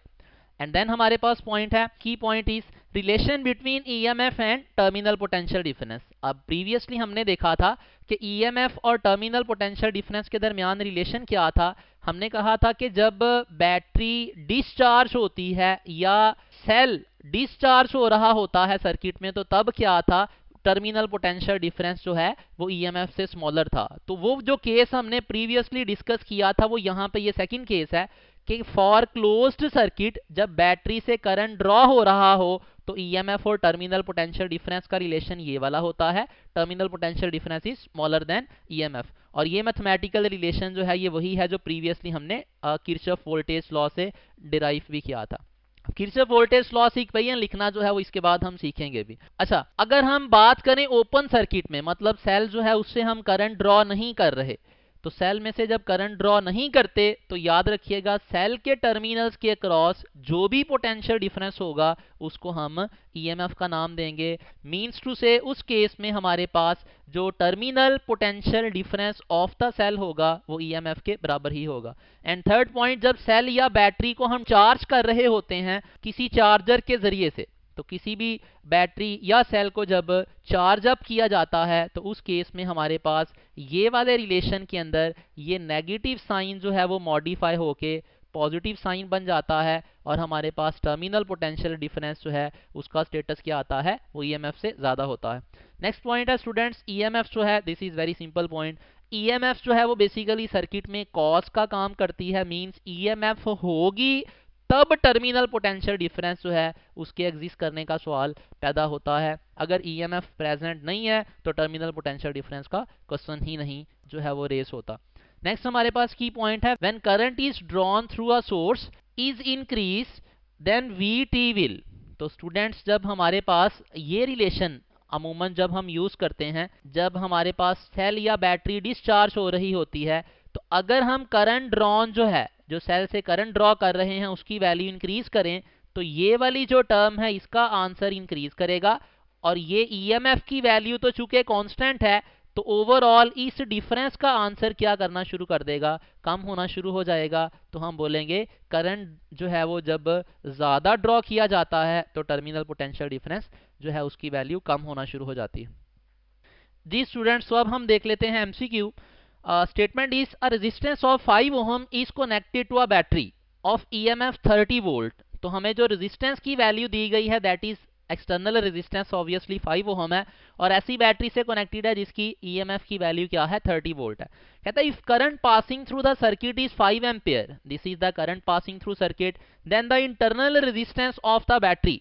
तो हमारे पास रिलेशन क्या था, टर्मिनल पोटेंशियल डिफरेंस जो है it was equals to EMF minus I into small R. अब इस रिलेशन में अगर हम इस वाले टर्मिनल पोटेंशियल की बात करें तो ये बराबर होता है आई टाइम्स कैपिटल आर के and it is equals to E minus I R. तो यहां से अगर हम स्मॉल आर के लिए चीजों को सेपरेट करें और वैल्यूज पुट करें तो हमारे पास करंट कितना है, current is 5 ampere multiplied by external resistance कितनी है, इट इज 5, और उसके बाद इस साइड पे ईएमएफ की वैल्यू क्या है, इट इज 30 माइनस क्या है 5 इंटू स्मॉल आर। तो यहाँ से 5 स्मॉल आर इस साइड पे अगर दूसरी साइड पे लेके जाएं और ये चीज इधर लेके आए तो हमारे पास फाइनल आंसर आर का आएगा, इट विल बी 1 ओहम। तो हमारे पास यहाँ पे आंसर क्या बन जाएगा, इट विल बी 1 ओहम। अब हम देख लेते हैं जल्दी से कॉम्बिनेशन ऑफ सेल्स। अगर सेल्स को हम डिफरेंट फैशंस में कनेक्ट करें तो हमारे पास जो है वो आउटपुट पे या हमारे पास जो सर्किट के अंदर वोल्टेजेस हैं उनकी वैल्यूज पे क्या फर्क पड़ेगा, या इंटरनल रेजिस्टेंसेस ऑफ सेल जो हैं उनकी वैल्यूज पे, टोटल वैल्यूज पे क्या क्या चेंजेस आएंगी, ये देख लेते हैं। पहले नंबर पे हम डिस्कस कर लेते हैं series combination of cells. Student, cells are connected in series when they are joined end to end. कि हमारे पास सीरीज कॉम्बिनेशन क्या था, इसको हमने एंड टू एंड कॉम्बिनेशन नाम दिया था।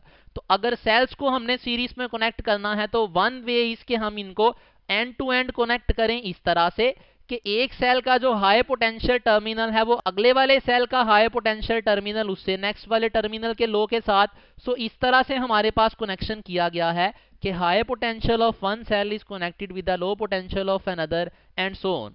तो इस तरह हमारे पास अब सर्किट की प्रॉपर्टीज क्या होंगी, याद रखिएगा। फर्स्ट ऑफ ऑल अगर हम ईएमएफ की बात करें तो EMF of the battery is the sum of the individual EMFs. मतलब अगर मेरे पास ये सेल्स सारे, यहाँ पे 3 मैंने जो सेल्स कनेक्ट किए हैं सारों की ईएमएफ जो है वो ई है, तो मेरे पास जो टोटल ईएमएफ इस सर्किट के लिए आएगी that total EMF will be, इस सर्किट के लिए क्या आएगी, इट विल बी 3E। और अगर जनरली मैं बात करूं तो मेरे पास टोटल ईएमएफ की वैल्यू जो है that will be equals to n times E, where n क्या होंगे, आइडेंटिकल नंबर ऑफ सेल्स हैं जो हम यहाँ पे सीरीज में कनेक्ट कर रहे हैं।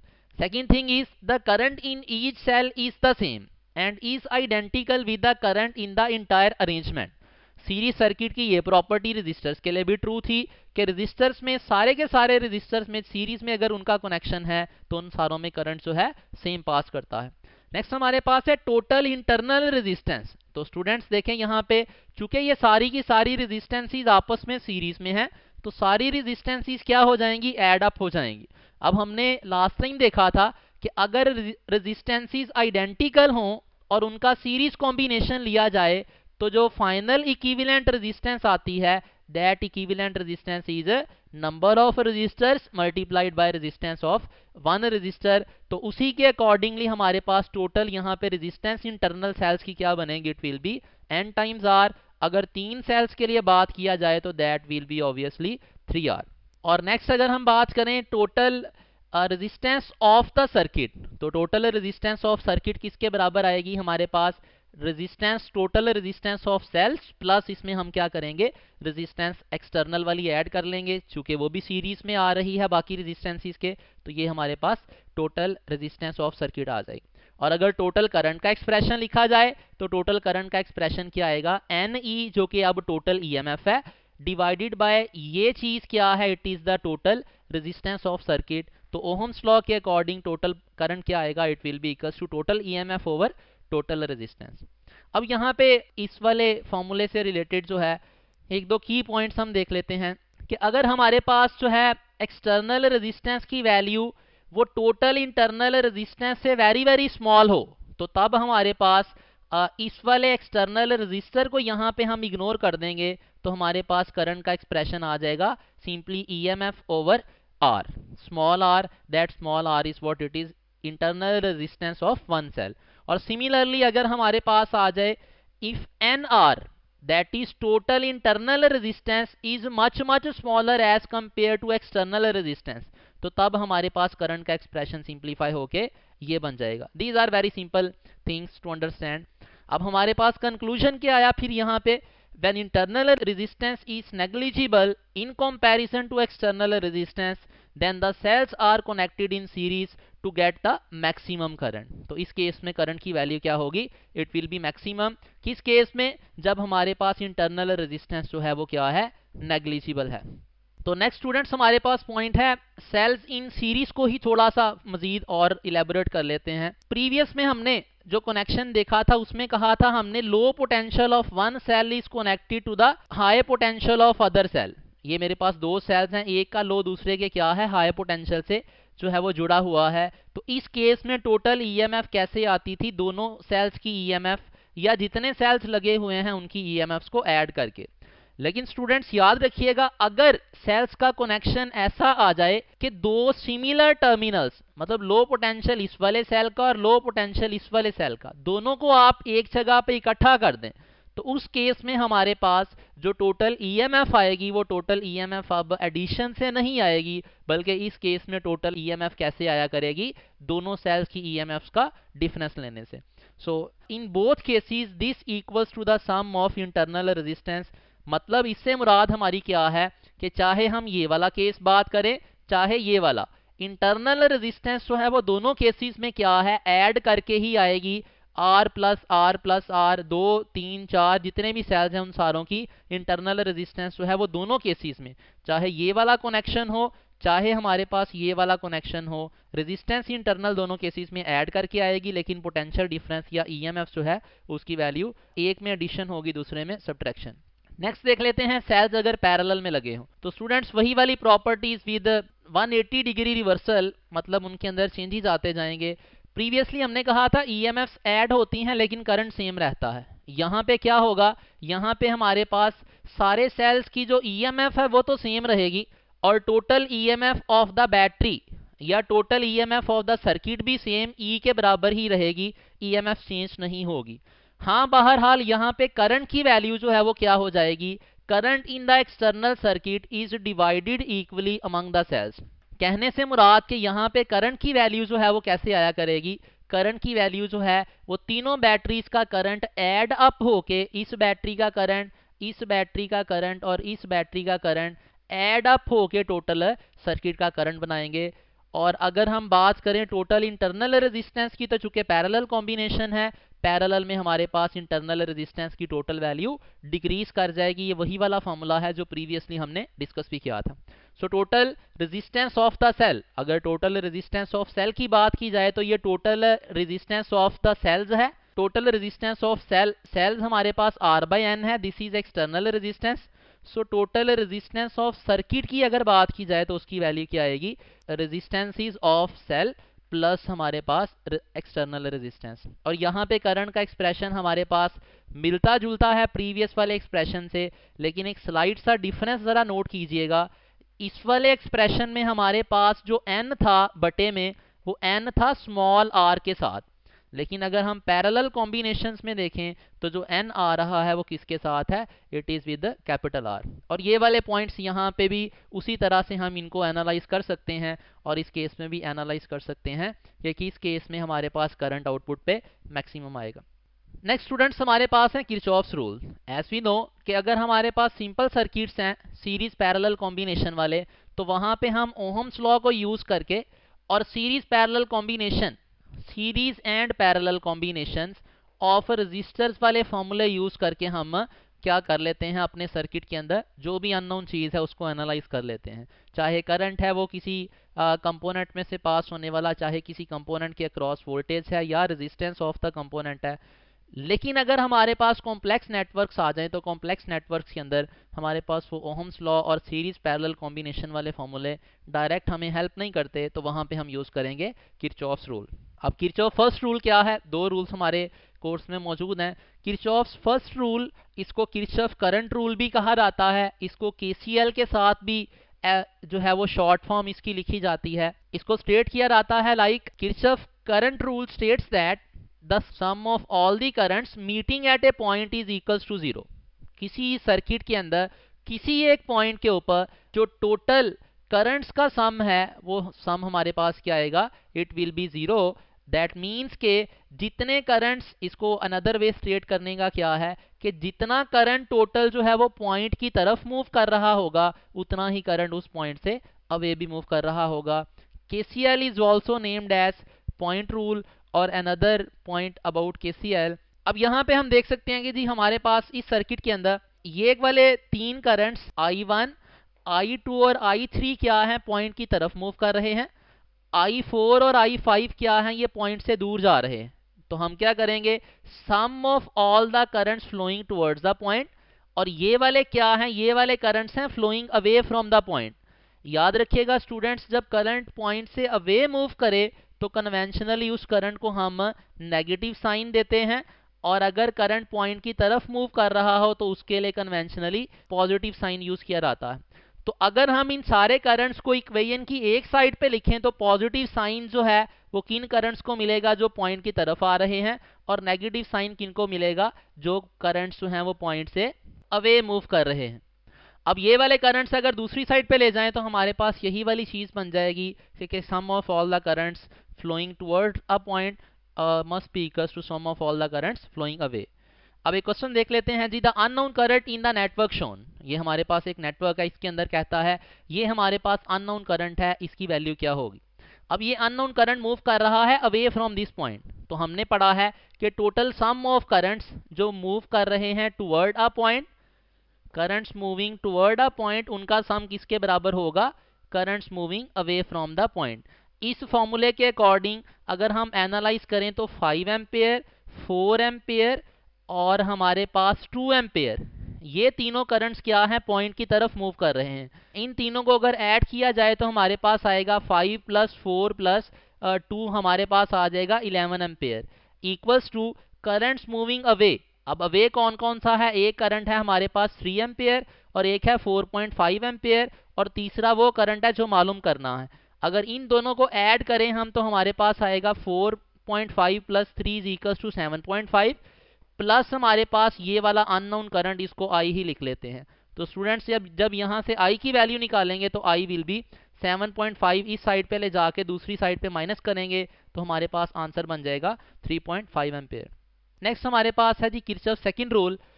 Kirchhoff's second rule states that कि sum of all the voltage changes in a closed loop, previously हमने कहा था sum of all the currents meeting at a point या at a particular node, तो यहाँ प्रीवियस वाला रूल जो है वो पॉइंट रूल कहलाता था, ये वाला रूल जो है वो Kirchhoff voltage rule, it is called mesh rule भी इसको कहा जाता है, इसको लूप रूल भी कहा जाता है। तो ये रूल क्या स्टेट करता है, किसी भी सर्किट के अंदर, किसी क्लोज्ड लूप के अंदर जो टोटल वोल्टेज का सम है दैट इज इक्वल टू 0। अब इसमें हमारे पास केवीएल के बारे में की पॉइंट क्या है, केवीएल जो है it is another statement of law of conservation of energy. अब केवीएल अप्लाई करने में सर्किट से पहले हम कुछ कन्वेंशंस पढ़ते हैं जिनको नाम दिया जाता है rules for finding the potential changes.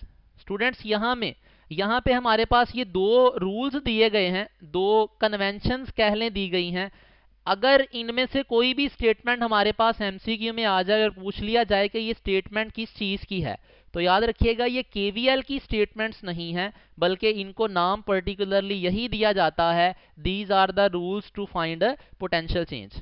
तो पहला रूल है हमारे पास, if a source is of EMF is traverse from negative to positive terminal, तो उसका पोटेंशियल हम पॉजिटिव लेंगे। लेकिन अगर इससे अपोजिट हो, मतलब source of EMF is traverse from positive to negative हो, तो उस केस में ईएमएफ जो है या पोटेंशियल चेंज जो है वो पॉजिटिव की बजाय हम नेगेटिव ले लेंगे। और अगर रजिस्टर की बात की जाए, register is ट्रेवर्स in the direction of current, तो उसका पोटेंशियल चेंज क्या है, नेगेटिव आएगा, और वाइस वर्सा उसका पोटेंशियल पॉजिटिव आएगा।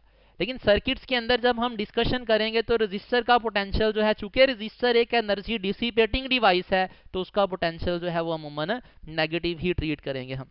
अब देख लेते हैं कि एक दो सर्किट्स में हम केवीएल जो है वो लिखना सीखेंगे। This is the first circuit. इसमें अगर केवीएल लिखना चाहें तो किरचॉफ वोल्टेज रूल कहता है कि सबसे पहले आपने करंट की डायरेक्शन सर्किट में देखनी होती है। करंट की डायरेक्शन स्पेसिफाई करने के लिए आपने एनालाइज करना होता है कि ईएमएफ की सेल का ग्रेटर है। चूंकि E1 ग्रेटर है तो उसके करस्पॉन्डिंग सर्किट में मैंने करंट लेबल कर दिया, that current is anti clockwise. अब मैं इस वाले पॉइंट से लेट से स्टार्ट कर लेता हूं और सारे कंपोनेंट्स का वोल्टेज चेंज लिखता जाता हूं। पहले मेरे पास आएगा E1 कंपोनेंट। इस कंपोनेंट के अंदर करंट जो है वो मूव कर रहा है, ट्रेवर्स कर रहा है charge from low potential to high potential. तो जब चार्ज बैटरी में लो से हाई की तरफ जाए तो उस चार्ज का, उस बैटरी का जो पोटेंशियल चेंज है वो क्या होता है, पॉजिटिव। तो ये मेरे पास प्लस E1, उसके बाद प्लस मैंने किया potential difference of register R1। अब रजिस्टर R1 का पोटेंशियल डिफरेंस क्या है, ओहम्स लॉ से IR1। नेगेटिव साइन क्यों, क्योंकि ये रेजिस्टिव कंपोनेंट है, इसका पोटेंशियल चेंज या इसने क्या करना है, एनर्जी को डिसिपेट करना है। प्लस हमारे पास है माइनस E2। ये माइनस E2 क्या है, इस बैटरी का पोटेंशियल चेंज है। अब इस बैटरी में चार्ज हाई पोटेंशियल से लो की तरफ जा रहा है तो इसका पोटेंशियल नेगेटिव आएगा। सिमिलरली हमारे पास ये आ गया IR2, रेजिस्टिव कंपोनेंट है तो negative sign. Sum of all the voltages को बराबर कर देंगे 0 के। अब पेपर के अंदर हमारे पास इस तरह इनमें से कोई तीन चीजें या जितने भी टोटल पैरामीटर्स हैं उनमें से एक पैरामीटर अननोन रख के बाकी सारे नाउन करके हमसे वो अननोन पैरामीटर पूछ सकता है। इस वाले सर्किट के अंदर हमारे पास दो लूप्स आ गए, तो दोनों लूप्स के अंदर केवीएल लिखने के लिए हमने सेम कन्वेंशंस को फॉलो किया कि अगर बैटरी के अंदर करंट ट्रेवर्स कर रहा है from low to high potential तो पॉजिटिव पोटेंशियल लिया, अदरवाइज नेगेटिव। और अगर हमारे पास रेजिस्टिव कंपोनेंट है उसका पोटेंशियल क्या है, नेगेटिव ही आना है। एक चीज यहाँ पे एक्स्ट्रा आई कि अगर कोई रजिस्टर दो लूप्स के दरमियान शेयर हो रहा हो तो उस रजिस्टर का पोटेंशियल चेंज लिखने के लिए हम क्या करते हैं, उस रजिस्टर में से पास होने वाला नेट करंट लिखते हैं। अब नेट करंट कैसे लिखते हैं, net current is equals to the difference of the two currents. एक करंट अगर इसमें से पास कर रहा है I1 जो कि डाउनवर्ड है, दूसरा करंट पास कर रहा है I2 जो कि अपवर्ड है, तो नेट करंट कैसे आएगा, इनका डिफरेंस लेके। अब किस करंट में से दूसरा करंट माइनस करना होता है, तो याद रखिएगा स्टूडेंट्स, जिस लूप की आप इक्वेशन लिख रहे हैं उस करंट में से आपने दूसरे वाले करंट को माइनस कर देना है, तो आपके पास ये नेट करंट आ जाएगा। इसको रेजिस्टेंस से मल्टीप्लाई करें, चूंकि ये हमारे पास कंपोनेंट क्या है, रेजिस्टिव है, तो पोटेंशियल चेंज का साइन क्या आएगा, नेगेटिव आ जाएगा। तो इसको भी 0 के बराबर पुट कर देंगे। सिमिलरली हमारे पास लूप 2 की इक्वेशन। अब हम देख लेते हैं जी किरचॉफ सेकंड रूल या केवीएल की जो प्रैक्टिकल एप्लीकेशन है, दैट इज व्हीटस्टोन ब्रिज।